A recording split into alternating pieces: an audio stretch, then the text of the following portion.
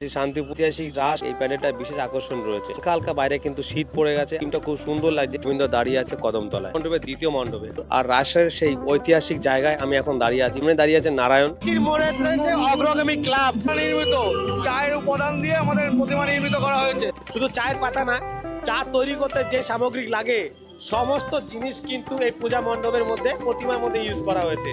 একত্রে করে একটা সুন্দর একটা থিম ফুটিয়ে তুলেছে।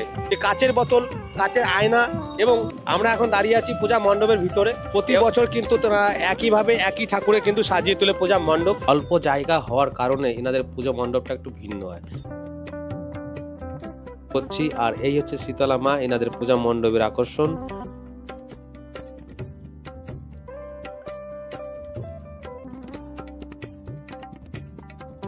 তিনটে দেবতাকে একত্রে করে একই জায়গায় রাখা হয়েছে। যে মোটুকটা থাকে সেটা কমপ্লিট হয়নি। মুন্ডমালা গলায় নিয়ে মা দাঁড়িয়ে আছে পূজা মণ্ডপের ভিতরে। আর পূজা মণ্ডপ কিন্তু খুব সুন্দর, যে স্পেশালি চোখটা দেখো, একটা ভয়ানক কালী, যে কালী যে রূপটা হওয়া উচিত, যে কালী যেটা। তো নমস্কার সবাইকে, আমি এখন দাঁড়িয়ে আছি শান্তিপুর ঐতিহাসিক রাস দেখানোর জন্য। আজকে চলে এসেছি শান্তিপুর থানার মোড়ে। এই মুহূর্তে দেখাচ্ছি শান্তিপুরের সেই উল্লেখযোগ্য যে টপ 10 শান্তিপুরের রাস, টপ 10 ঠাকুরগুলো। আর বর্তমানে আমি যে প্যান্ডেলটা দাঁড়িয়ে আছি, এই প্যান্ডেলটা বিশেষ আকর্ষণ রয়েছে। হালকা হালকা বাইরে কিন্তু শীত পড়ে গেছে, আজকের থেকে ওপেন হয়ে গেছে শান্তিপুরের সমস্ত পূজা মণ্ডপগুলো। আমরা এই মুহূর্তে দেখতে পাচ্ছি কিন্তু প্রচুর দর্শক কিন্তু ধীরে ধীরে পূজা মণ্ডপে আগাচ্ছে। আর প্রতিটা পূজা মণ্ডপে কিন্তু খুলে দেওয়া হয়েছে। আজকের থেকে স্টার্ট হয়ে গেছে শান্তিপুরের রাস। এটা কিন্তু অক্ষয় ধামের আদলে কিন্তু ফুটিয়ে তুলেছে এই বছরের পূজা মণ্ডপ। পূজা মণ্ডপের বাইরে রয়েছে কিন্তু একটা বিশেষ আকর্ষণ, যে রাধা গোবিন্দ যে কৃষ্ণলীলা, সেই অরিজিনাল কৃষ্ণলীলা প্রতিটা পূজা মণ্ডপের মধ্যে বাইরে প্রতিটা জায়গায় ছোট ছোট সিনারি, বাসের লাইন দিয়ে আপনাকে যেতে হবে, এবং বাসের লাইন দিয়ে প্রতিটা জায়গায় আপনি দেখতে পাবেন রাধা গোবিন্দর সেই কৃষ্ণলীলার থিম গুলো সুন্দরভাবে ফুটিয়ে তুলেছে। একটা নারায়ণ রয়েছে, নারায়ণের মূর্তি। আর এই পূজা মণ্ডপটা কিন্তু বিশেষ আকর্ষণ রয়েছে। থানার মোড় মানে একটা স্পেশাল ব্যাপার। ডান দিকে আছে একটা বড় একটা মেলার জায়গা, এবং তাদের একটা বড় অ্যাডভান্টেজ, এনারা একটা বড় একটা জায়গা পায় প্রতিবার থিম করার জন্য। এই বছর থিমটা করেছে, থিমটা খুব সুন্দর লাগছে। থিমের স্পেশাল রয়েছে বাইরে যে দিকটা, সেটা কিন্তু রোদ শ্রীগোপাল বলুন, রাধা গোবিন্দ বলুন, এবং কৃষ্ণলীলা বলুন, সমস্ত কিছু নিয়ে একত্রে করে কিন্তু এই পূজা মণ্ডপটা সাজিয়ে তুলেছে। তো বর্তমানে দাঁড়িয়ে আছে পূজা মণ্ডপের ভিতরে। আর পূজা মণ্ডপে কিন্তু বিশেষ আকর্ষণ রয়েছে। দেখতে পাচ্ছ মস্ত বড় পূজা মণ্ডপ, একত্রে কিন্তু অনেকগুলো সখীকে নিয়ে রাধা গোবিন্দ দাঁড়িয়ে আছে কদমতলায়। তার সঙ্গে সঙ্গে রয়েছে রাসের যে ঐতিহাসিক ব্যাপারটা, সেটা কিন্তু এই পূজা মণ্ডপে আপনারা পাবেন। এবং পুরটায় বিশেষ আকর্ষণ রয়েছে। আমরা অনেকগুলো প্রতিমা, অনেকগুলো পূজা মণ্ডপে গেলাম, কিন্তু এই ধরনের ঠাকুর আমরা অন্য কোথাও দেখিনি। বর্তমানে দাঁড়িয়ে আছে শান্তিপুরের রাসে। সেই শান্তিপুরের ঐতিহাসিক রাস, যা দীর্ঘ বছর ধরে চলে আসছে। আর এই বছর তার কোনো ব্যতিক্রম। এর থেকে খুলে দেওয়া হয়েছে শান্তিপুরের প্রতিটা পূজা মণ্ডপ। আর এখন রাত বাজে 12টা। এই মুহূর্তে আমার চ্যানেল থেকে দেখছো লাইভ।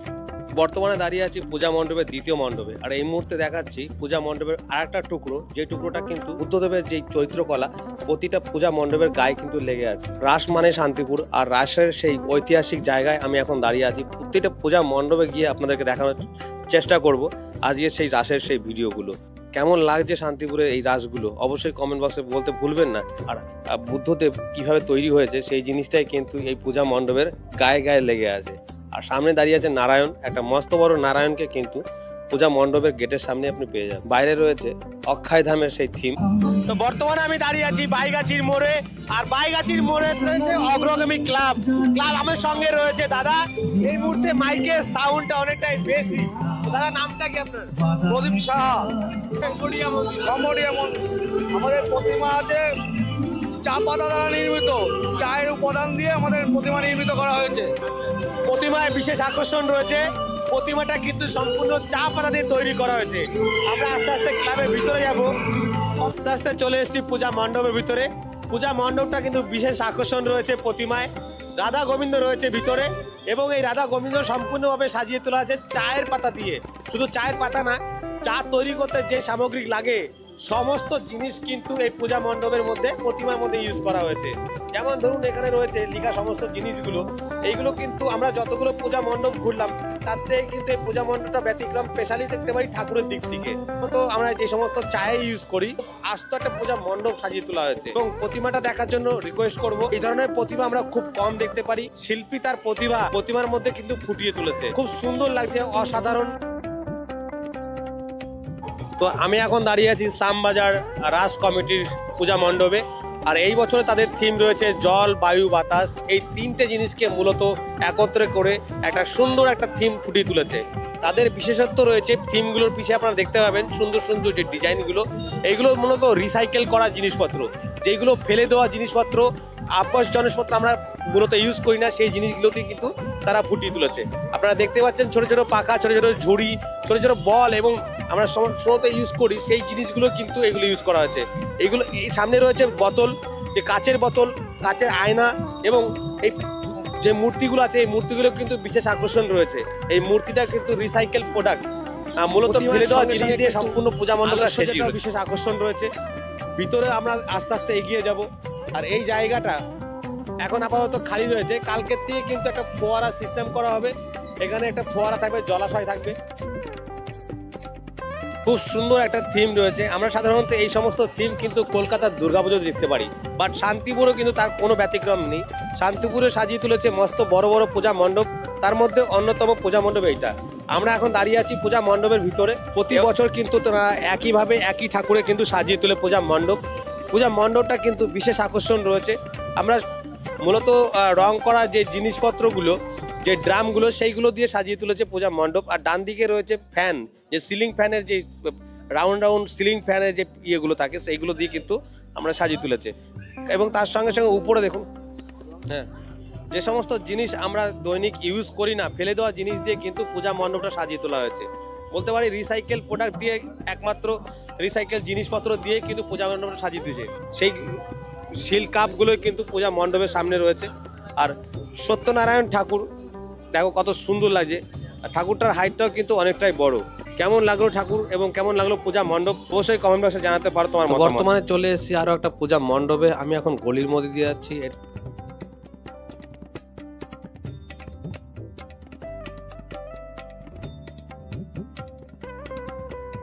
অল্প জায়গা হওয়ার কারণে ইনাদের পুজো মণ্ডপটা একটু ভিন্ন হয়। দেখুন এই বছর ইনাদের থিমটা রয়েছে নীলাকাশের মাঝে স্বপ্ন যেথায় মেছে।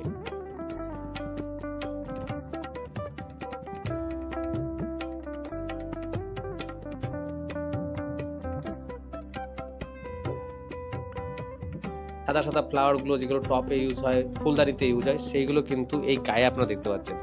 এই রেনবো কালার হওয়ার কারণে প্রতিবার কিন্তু কালার চেঞ্জ হচ্ছে, আর প্রতিবার কিন্তু আলাদা আলাদাভাবে আপনারা দেখতে পাচ্ছেন পূজা মণ্ডপটা।